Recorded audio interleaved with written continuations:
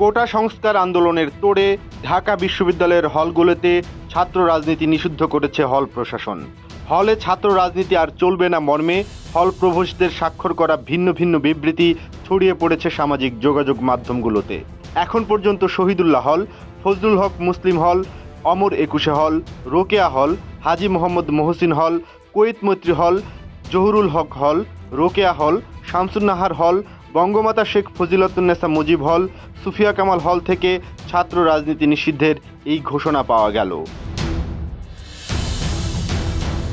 মঙ্গলবার দিবাগত রাত থেকে এই ঘোষণা দেওয়া শুরু হয়।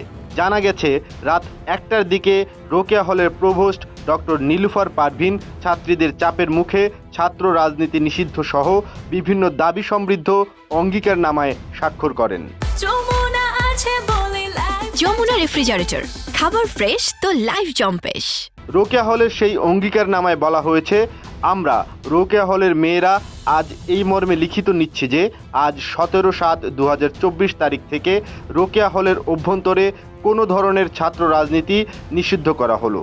কোনো ধরনের পলিটিক্যাল রুম বা গণরুম থাকবে না, কোনো পলিটিক্যাল প্রোগ্রাম হলে হবে না, কোনো ধরনের রাজনৈতিক সম্পৃক্ততা হলের সাথে থাকবে না। অঙ্গীকারনামায় আরও বলা হয়, আমরা হলের মেয়েরা যদি এসব দলের দ্বারা কোনোভাবে ক্ষতিগ্রস্ত হই তাহলে এই দায় প্রশাসন ও হল প্রভোস্টকে নিতে হবে। আজ থেকে রোকেয়া হলকে ছাত্র রাজনীতি মুক্ত ঘোষণা করা হলো। এর পরপরই বিভিন্ন হল থেকে একই ধরনের অঙ্গীকারনামা ও বিবৃতিতে স্বাক্ষর করতে থাকেন বিভিন্ন হলের প্রভোস্টরা। প্রতিটি হলের অঙ্গীকারনামায় কিছুটা ভিন্নতা দেখা গেলেও বিবৃতির মূল কথা প্রায় একই ছিল। ছাত্রদের হলের অঙ্গীকারনামায় গণরুম ও গেস্টরুম বন্ধের দাবি রাখা হয়। সেই সাথে বহিরাগত ও অছাত্রদের হল থেকে বিতাড়ন ও মেধার ভিত্তিতে সিট বন্টনের বিষয়েও অঙ্গীকারনামায় স্বাক্ষর করেন প্রভোস্টরা। এদিকে বুধবার সকাল থেকেই ঢাকা বিশ্ববিদ্যালয়ের হলগুলোর নিয়ন্ত্রণ হারাতে থাকে ক্ষমতাসীন দলের ছাত্র সংগঠন ছাত্রলীগ।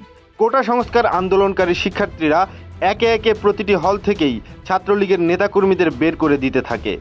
মঙ্গলবার রাতে রোকেয়া হলের ছাত্রলীগের সভাপতি পৃথা এবং সাধারণ সম্পাদক আতিকাকে হল থেকে বের করে দেওয়ার একটি ভিডিও সামাজিক যোগাযোগ মাধ্যমে ছড়িয়ে পড়েছে।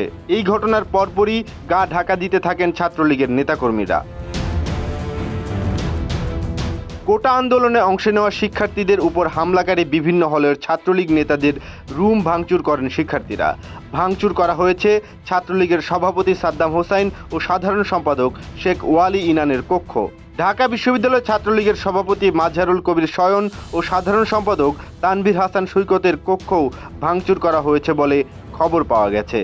জানা গেছে কর্মীদের নিরাপদ আশ্রয়ে যাওয়ার নির্দেশ দিয়ে ক্যাম্পাস থেকে পালিয়ে গেছেন ছাত্রলীগের ঢাকা বিশ্ববিদ্যালয় শাখার এই দুই নেতা।